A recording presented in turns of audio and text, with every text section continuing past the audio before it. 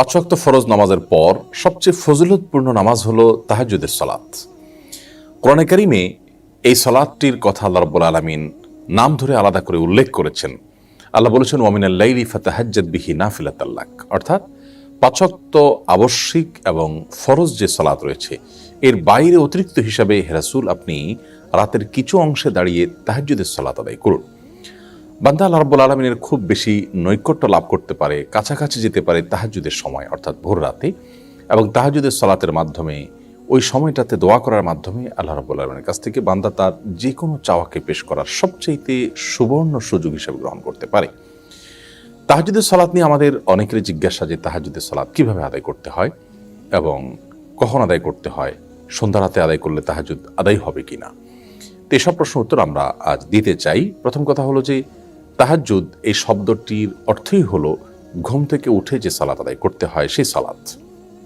যদিও কেউ সন্ধ্যা রাতে অর্থাৎ এশার সালাত আদায় করার পর যদি কোনো সালাত আদায় করেন তাহলে সেটিও এক প্রকারের তাহাজ্জুদ বলা যায়, অর্থাৎ সেটি সাধারণত কিয়ামুল লাইলের মধ্যে পড়ে। নবী করিম সাল্লাল্লাহু আলাইহি সাল্লাম এক্ষেত্রে দুটি শব্দ ব্যবহার করেছেন, একটা হলো কিয়ামুল লাইল আর একটি হলো তাহাজ্জুদ। তো কিয়ামুল লাইল বা রাত জেগে সালাত আদায় সেটা কিন্তু রাতের শুরুতে অর্থাৎ এশার সালাতের পর থেকে নিয়ে যে কোনো সময় কিংবা রাতের শেষ ভাগে ফজর আগ মুহূর্ত পর্যন্ত যে কোনো সময় সালাত আদায় করুক না কেন পুরো সালাতটাই সবগুলোকেই সাধারণভাবে কিয়ামুল লাইল বলা হয়। অতএব যদি কেউ এশার নামাজের পর 2 রাকাত অথবা 2 রাকাত 2 রাকাত করে 4 রাকাত কিংবা 6 রাকাত কিংবা 8 রাকাত সালাত আদায় করেন তাহলে তিনিও রাতে দাঁড়িয়ে সালাত আদায়কারীদের কাতারে শামিল হলেন, সেটাও এক প্রকারের তাহাজ্জুদ হলো। যদিও মূল তাহাজ্জুদ বা তাহাজ্জুদ শব্দের যে অর্থ সেটি আক্ষরিক অর্থে বাস্তবায়িত হবে তখন যদি সেটা ভোর রাতে আদায় করা, রাতের শেষ প্রহরে আদায় করা হয় এবং একটু ঘুমিয়ে উঠে তারপর আদায় করা হয়, তাহলে সেক্ষেত্রে সেটিকে বলা হবে তাহাজ্জুদ। নবী করিম সাল্লাল্লাহু আলাইহি সাল্লাম সাধারণত তাহাজ্জুদের সালাত কখনো ছাড়তেন না, এবং অনেক ইমামগণের তাহাজ্জুদ প্রসঙ্গে মন্তব্য হলো যে কেউ আল্লাহ রাব্বুল আলামিনের খুব প্রিয় পাত্র হবেন অথচ তিনি ভোর রাতে আল্লাহর সাথে কানাঘুষা করবেন না, কথা বলবেন না, সালাত আদায় করবেন না, দোয়া করবেন না, এটি কোশ্চেন কালেও হতে পারে না। আজকাল নানা কারণে আমাদের জন্য তাহাজ্জুদ বেশ কঠিন হয়ে গেছে। অন্তত আমরা রাতের প্রথম প্রহরে এশার পরে 2 রাকাত বা 4 রাকাত সালাতও যদি আমরা কিয়ামুল লাইল নিয়তে পড়ি সেটাও ইনশাআল্লাহ বিইذনিল্লাহ মানে এক প্রকারের তাহাজ্জুদ, অর্থাৎ আক্ষরিক অর্থে না হলেও তাহাজ্জুদটা যেহেতু কিয়ামুল লাইলের ক্যাটাগরির সালাত তো সেই হিসাবে এটাও কিয়ামুল লাইল হিসাবে গণ্য হবে ইনশাআল্লাহ বিইذনিল্লাহ। অন্তত এই মানে প্রথম শ্রেণীর না হলেও শেষ শ্রেণীর এই কিয়ামুল লাইলটা অন্তত আমাদের আদায় করার চেষ্টা করা উচিত। তাহাজ্জুদের সালাতটা কি আমরা নফলের নিয়তে করব নাকি সুন্নতের নিয়তে করব? এর উত্তর হলো যে কোনো নিয়ত করলেই আপনার সালাত আদায় হয়ে যাবে। মূলত তাহাজ্জুদ এটি নবী করিম সাল্লাল্লাহু আলাইহি সাল্লাম এটি আদায় করতেন নিয়মিত, অতএব এটি সুন্নাহ একটি নামাজ, সুন্নত নামাজ বলা যেতে পারে।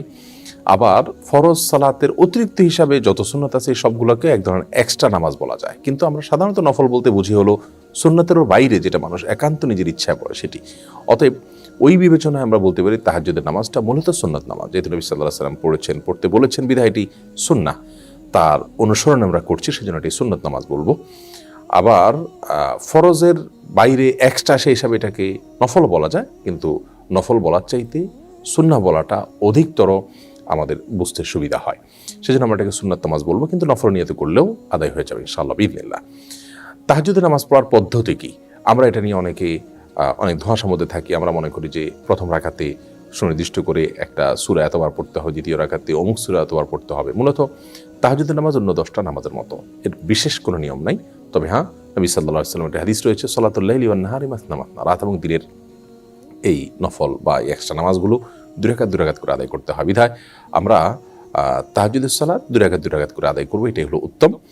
আর এই 2 রাকাত করে যে আদায় করব সেটা অন্য সাধারণ নামাজের মতোই আমরা পড়বো। অন্য সালাতগুলো যেরকম পড়ি, হাত বাঁধার পর আমরা দোয়া ইস্তেফতাহ বা সানা পাঠ করার পর সূরা ফাতিহার পরে যে কোনো সূরা আমরা মিলাতে পারি, এবং যত লম্বা সূরা পড়তে পারি তত উত্তম, যত সময় নিয়ে যত ধীরে ধীরে পড়তে পারি ততই ভালো।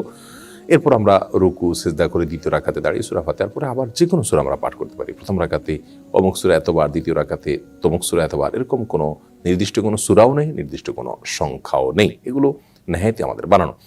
তবে হ্যাঁ, নবী সাল্লাল্লাহু আলাইহি ওয়াসাল্লাম তাহাজ্জুদে সাধারণত অনেক বেশি সময় ব্যয় করতেন। আম্মা জান আয়েশা রাদিয়াল্লাহু তাআলা আনহা বলেছেন তার তাহাজ্জুদের যে সালাত ছিল লা তাসআল আন হুসনিহিন্না ওয়া তুলহিন্না, তার সে সালাদগুলোর যে কি দৈর্ঘ্য ছিল, সেগুলোর যে কি সৌন্দর্য ছিল, সে সম্পর্কে আর জিজ্ঞাসা করো না, আর বলো না। তার মানে অনেক সুন্দর ছিল, অনেক দীর্ঘ সময় নিয়ে সালাদ আদায় করতেন। এই জন্য তাহাজ্জুদে আপনি যত সূরা মুখস্থ আছে আপনার, তার মধ্যে সবচেয়ে বড় সূরাটা আপনি পড়েন, একটু সময় নিয়ে ধীরে ধীরে পড়েন, এবং একই সূরা বারবার পড়তে চাইলেও পড়তে পারেন, বা একই রাকাতে কয়েকটা সূরাও পড়তে পারেন। এরপরে দ্বিতীয় রাকাতে একইভাবে যত লম্বা সময় নিয়ে দাঁড়াতে পারেন তত উত্তম। এরপরে রুকু সিজদাতে যত বেশি সময় আপনি ব্যয় করতে পারেন তত উত্তম। সুবহান রাব্বিল আযীম বলতে থাকেন, আল্লাহর কাছে চাওয়াগুলো পেশ করতে থাকেন, সিজদাতে চাওয়া কবুল হয়।